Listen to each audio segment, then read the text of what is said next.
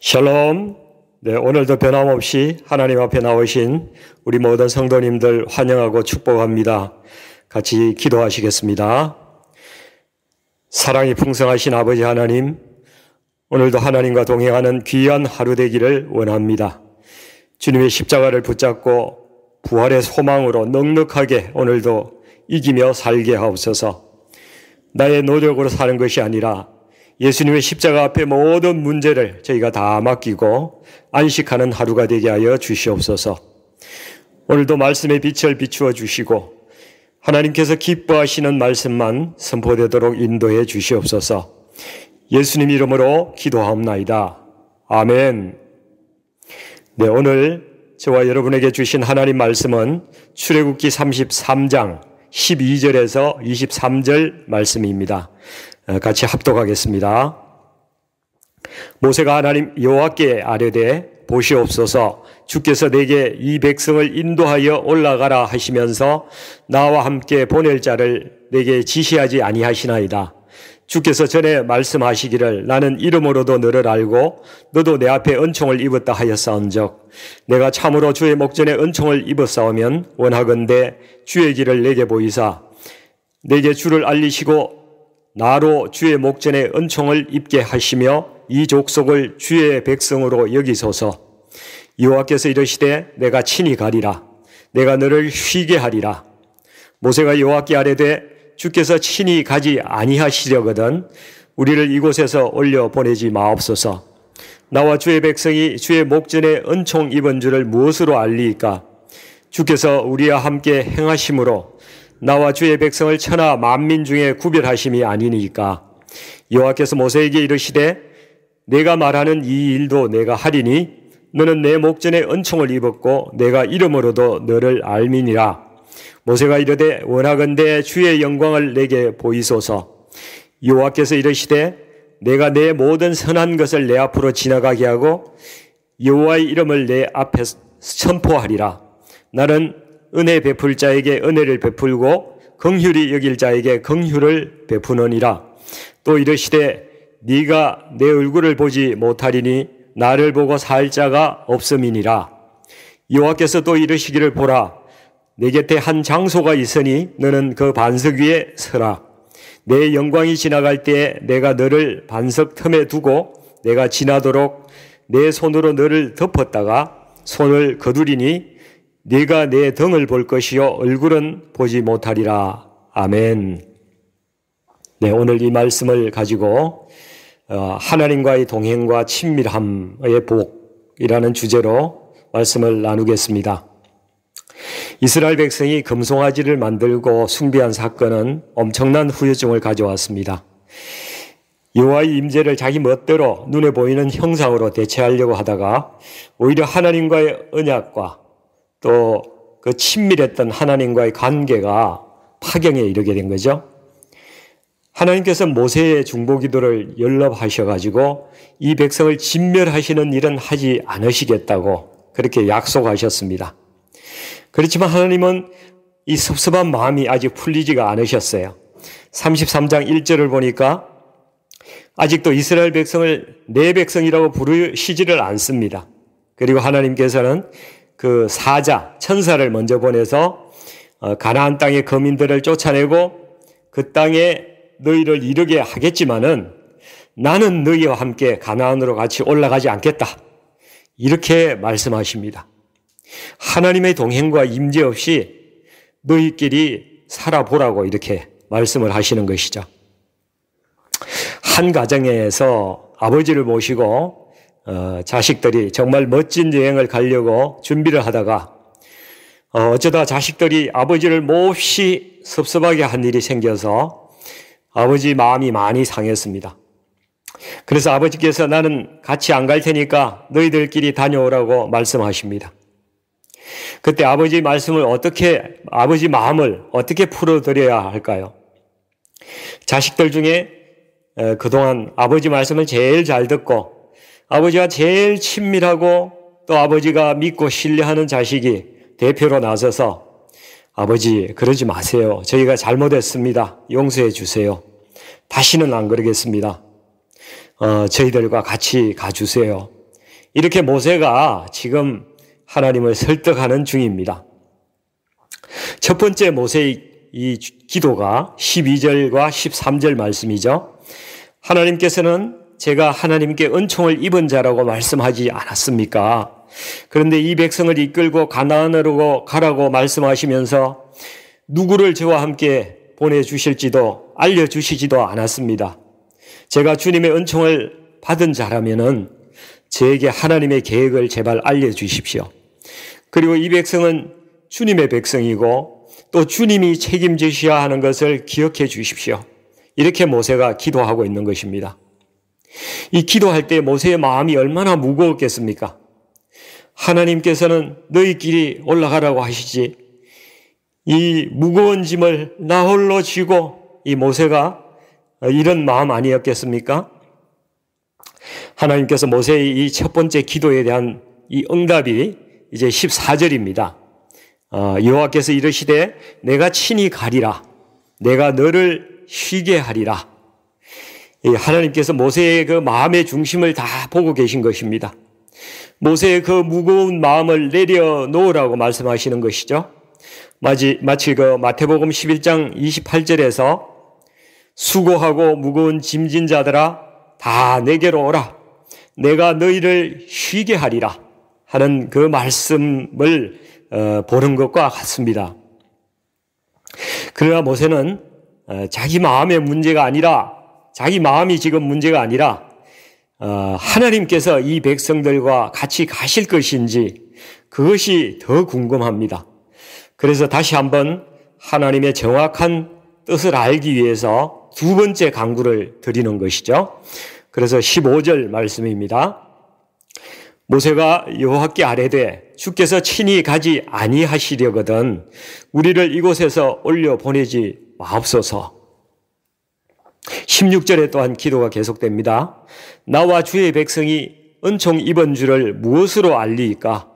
주께서 우리와 함께 행하심으로 나와 주의 백성을 천하 만민 중에 구별하심이 아니니까. 모세가 하나님께서 이 백성을 향해서 가지고 계신 그 뜻을 잘 알고 있었습니다. 이 원래 하나님께서 이스라엘을 향한 이 하나님이 가지신 뜻은 우리가 베드로전서 2장 9절 말씀을 보면은 잘 알 수가 있습니다. 거기 보시면은 너희는 택하신 족속이요 왕 같은 제사장들이요 거룩한 나라요 그의 소유가 된 백성이니 이는 너희를 어두운 곳에서 불러내어 그의 기이한 빛에 들어가게 하시니에 아름다운 덕을 선포하게 하려 하심이라. 하나님께서 천하 만민 중에서 우리를 어떻게 구별하셨다고요? 택하신 족속, 왕 같은 제사장, 거룩한 나라, 하나님의 소유가 된 백성으로 구별하여 부르셨다는 것입니다. 가장 깊이 교제할 수 있는 존재, 하나님께서 부르실 때 우리를 그리스도의 신부와 같은 존재로 부르셨다는 것이죠. 왜 불러내셨습니까? 불러내신 목적이 무엇입니까? 우리를 어두운 데서 불러내어서 그의 기이한 빛에 들어가게 하신 그분의 아름다운 덕을 세상에 선포하라고 구별하신 것입니다. 우리를 구별하신 것은 그러면 우리가 어떻게 알 수가 있는 것입니까? 무슨 증거가 있어서 하나님께서 우리를 구별했다고 말할 수 있는 것입니까? 주께서 우리와 함께 동행하시고 임재하시는 그것이 바로 증거라는 것이죠. 오늘도 성령 하나님께서 우리에게 매주 교통하시는 것이 우리가 가진 은총의 증거 또 구원의 증거가 되는 것입니다. 그래서 모세의 기도를 다시 한번 정리해 보면은 이렇게 되는 것이죠. 하나님께서 우리와 함께 하심으로써 우리를 구별하시고 택하신 족속, 왕 같은 제사장, 거룩한 나라, 그의 소유된 백성 되게 하셔서 온 세상을 향해서 하나님의 아름다움을 선포하시려 한 것이 하나님의 뜻이지 않습니까? 그런데 하나님께서 우리 가운데 함께 하시지 않는다면은 이 일이 어떻게 이루어질 수가 있단 말입니까? 이렇게 모세가 알고 기도합니다. 모세가 하나님 뜻을 정확히 아는 것이죠. 이 모세의 두 번째 기도에 대해서 하나님의 응답이 말씀이 17절 말씀입니다. 여호와께서 모세에게 이르시되 내가 말하는 이 일도 내가 하리니 너는 내 목전에 은총을 입었고 내가 이름으로도 너를 알미니라. 드디어 하나님께서 모세의 계속되고 끈질긴 이 중보기도에 이 협종할 만한 그런 응답을 해 주시고 있습니다. 그래, 내 말대로 내가 내 백성과 함께 할 것이고 내 아들 예수 그리스도를 보내서 너희를 구원하여서 택하신 족속, 왕같은 제사장, 거룩한 나라, 나의 소유된 백성으로 삼는 그 일을 내가 완성할 것이다. 하나님께서 이렇게 응답하신 것입니다. 그리고 너는 내 목전에 은총을 입었고 내가 이름으로도 너를 안다. 이렇게 말씀하시는데 모세에게 너는 내가 기뻐하는 자이고 하나님께서 내가 너를 기억한다. 이렇게 말씀하고 있는 것이죠. 그런데 이 말씀이 오직 모세에게만 주신 말씀일까요? 아닙니다. 예수 그리스도의 보혈을 의지해서 그 앞에 믿음으로 나가서 지금 예수 그리스도 안에 있는 모든 사람에게 주시는 하나님의 말씀이라는 것이죠. 저와 여러분에게 오늘 주시는 하나님의 말씀입니다. 여러분 이렇게 한번 선포해 보십시오. 나는 하나님의 목전에 은총을 입은 사람입니다. 그리고 하나님께서 내 이름을 기억하십니다. 그렇습니다. 여러분이 바로 그런 사람들입니다.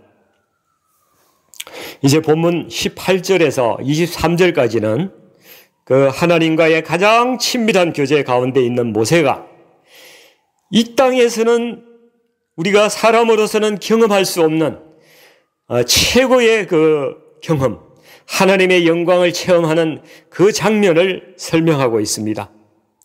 모든 그리스도인들의 소망은 하나님을 뵙는 것이죠. 그분의 그 옷자락이라도 만지고 싶고 그분의 말씀 한마디라도 귀로 듣고 싶은 그런 소망이 있습니다. 모세가 사람의 육신을 입고서는 도저히 불가능한 일을 하나님께 간구를 했습니다. 18절의 말씀 보시면은 원하건대 간청하건대 주의 영광을 내게 보이소서. 모세가 이렇게 이야기합니다. 이것은 하나님께서 함께 하시겠다고 하신 약속에 대해서 모세가 아마 더 확신을 얻기 위해서 하나님께 확실한 사인을 보여달라고 한 것일 수도 있습니다. 주의 영광을 내게 보여주시옵소서. 구약에서 하나님의 영광이 사람에게 나타나는 가장 거룩한 이 장면을 우리가 한번 살펴보기를 원합니다. 그런데 이 말씀은 자세히 보시면요, 예수 그리스도께서 당신의 십자가를 통해서 당신의 백성을 구원하시겠다는 창조 이래의 가장 영광스럽고 거룩한 그 십자가 사건을 우리에게 미리 예시해 주시는 그러한 것이기도 하다는 것입니다. 왜 그런가를 한번 말씀을 보면서 나누도록 하겠습니다. 자, 첫 번째 19절 말씀 보시죠. 내가 내 모든 선한 것을 내 앞으로 지나가게 하고 라는 말씀이 있죠. 이것은 하나님께서 우리에게 주실 수 있는 모든 선한 것, 가장 최상의 선물을 우리 앞에 있게 하시겠다는 것입니다. 그것이 무엇이겠습니까? 하나님께서 주시는 영원한 생명인 것이죠. 그것이 내 앞으로 지나가면은 우리가 그것을 붙잡아야 하는 것입니다. 두 번째 보십시오. 여호와의 이름을 내 앞에 선포하리라. 이렇게 말씀하시는 것은 하나님께서 당신의 이름을 걸고 확실하게 하나님께서 그 이루실 구원의 계획을 약속하고 보증하시겠다는 말씀입니다. 그리고 세 번째, 이제 은혜 베풀 자에게 은혜를 베풀고 긍휼히 여길 자에게 긍휼을 베푸느니라 라고 하나님께서 말씀하시죠. 하나님께서 모든 사람을 모두 구원하시지는 않으신다는 것입니다. 하나님의 은혜와 긍휼을 입은 택한 백성이 있다는 것입니다. 그래서 우리가 믿게 된 것은 전적으로 하나님의 은혜이고 하나님의 긍휼입니다. 자, 그러면 20절 말씀 계속 보시면은 네가 내 얼굴을 보지 못하리니 나를 보고 살 자가 없음이니라. 죄인은 하나님께 그냥 나아갈 수가 없는 존재이죠. 거룩하지 않은 존재가 거룩하신 하나님 앞으로 나갈 수가 없는 것입니다. 나의 죄의 문제가 해결되지 않으면 하나님께 나아갈 수가 없다는 그러한 말씀을 해주고 계시는 것입니다. 그래서 21절을 보시면은 하나님께서 죄인이 하나님을 만나고도 살 수 있는 길을 알려주고 계십니다. 한 장소를 예비하시는데 거기가 어디입니까?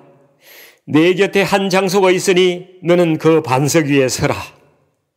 그 반석은 바로 예수 그리스도, 우리를 위하여 십자가에서 피를 흘려 대속하신 나의 주님이십니다. 예수님을 붙들면 우리가 살 수 있다는 말씀을 해주고 계시는 것입니다. 그러면 하나님께서 우리를 어떤 방식으로 살리신다고 말씀하고 계십니까? 자, 말씀해 보면은 내가 너를 반석 틈에 두고 내가 지나도록 내 손으로 너를 덮었다가 손을 거두리니 라고 말씀하시죠. 예수님 안에서 예수님의 그 못자국 난 그 손으로 그 대속의 보혈로 우리를 덮어서 보호하실 것이라는 말씀입니다. 그러면 우리가 죄에 대한 하나님의 심판에서 벗어날 수가 있고 살 수가 있다는 말씀입니다. 그리고 이제 마지막으로 네가 내 등을 볼 것이요 얼굴은 보지 못하리라, 이 말씀을 하십니다. 너희가 이 땅에 사는 동안은 하나님을 직접 볼 수 없지만은 하나님께서 창조하신 세계 가운데 계시된 것을 통해서 하나님을 찾을 수 있을 것이다. 그리고 하나님을 계시의 말씀을 너희에게 주었으니 그것을 통해서 하나님의 믿는 믿음을 갖도록 하라고 말씀하시는 것입니다. 그리고 예수 그리스도를 본 사람은 하나님을 본 것이고 그 말씀을 듣는 자도 하나님을 본 것과 같은 것입니다. 그러나 이 땅에서는 우리가 하나님을 뵙지 못하지만 천국에서는 우리가 하나님을 만날 때에 그 하나님의 얼굴을 볼 것이고 그때까지는 너희가 참고 인내하고 하나님의 뜻을 행하는 자가 되라고 하나님께서 말씀하시는 것입니다. 이것이 하나님께서 예수 그리스도를 통해서 자기 백성을 구원하실 것을 주님 오시기 1500년 전에 이렇게 알려주시는 복음의 말씀인 것입니다. 여러분, 오늘 본문 말씀을 통해서 우리에게 주시는 교훈은 또 하나님과 모세의 친밀함입니다. 이용규 선교사님이 쓰신 같이 걷기라는 책이 있는데요. 이 책을 보면은 친밀함에 3단계가 있다고 말씀합니다. 첫째는 친분이나 관계 형성 없이 그냥 이름만 아는 단계죠. 우리가 연예인을 이름을 알지만은 그 사람은 우리를 모르지 않습니까? 그런 관계인 것이죠. 둘째는 안면도 있고 또 만나면 서로 인사도 나누지만은 깊은 대화를 해보지 못한 그런 피상적인 관계도 있습니다. 직장 생활하면서 보통 이런 관계가 많이 형성이 되죠. 세 번째는 그 사람이 또 무엇을 좋아하고 무슨 생각을 가지고 있는지 우리가 교제와 경험을 통해서 잘 알고 신뢰감이 깊게 쌓인 단계가 있다는 것이죠. 그런데 오늘 모세는 보니까 마치 오래된 친구처럼 어쩌면 가장 친밀한 부부 사이처럼 하나님과 기도의 대화를 나누고 있습니다. 하나님께서 지금 내게 무엇을 원하고 계시는지 또 하나님께서 기뻐하시는 뜻이 무엇인지를 잘 알고 있는 그런 관계인 것입니다. 모세는 이 친밀함을 통해서 자기 민족을 살리는 중보자가 될 수 있었던 것입니다. 그런데 여러분 아십니까? 하나님께서는 이런 친밀한 관계, 신랑과 신부의 관계로 우리를 부르시고 있다는 사실입니다. 우리와 한 몸, 한 마음 되기를 원하시고 깊은 대화하기를 원하신다는 사실입니다. 우리는 하나님을 더욱 깊이 알아가는 자리로 나아가야만 됩니다. 우리가 남편과 아내가 인생을 같이 걸어가면서 서로를 깊이 알아가면서 더 친밀한 관계로 성장해 나가는 것처럼 우리도 예수님의 신부된 사람들로서 주님과 함께 이 땅을 걸어가면서 소망 가운데 주님을 친밀하게 더 알아가는 우리 모두가 될 수 있기를 주님의 이름으로 간절히 축원합니다. 기도하시겠습니다. 하나님 아버지, 우리의 많은 부족함과 연약함과 허물과 죄악에도 불구하고 예수님을 통해서 우리의 모든 죄악을 용서해 주심을 감사드립니다. 우리는 우리의 의지와 노력과 또 선함으로 하나님 앞에 서려고 노력하지만은 결코 그렇게 설 수 없는 존재라는 사실을 깨닫습니다. 그러나 우리가 주님의 보혈의 능력을 의지한다면은 주님 앞에 설 수가 있다고 믿습니다. 이 시간도 우리가 기도할 때 우리의 무거운 짐을 다 주님 십자가 앞에 내려놓습니다. 주님께서 맡아주시고 저희는 주님 안에서 평강과 귀한 안식을 누리게 하여 주시옵소서. 이 땅에 살 동안 저희가 주님과 더 친밀하기를 원합니다.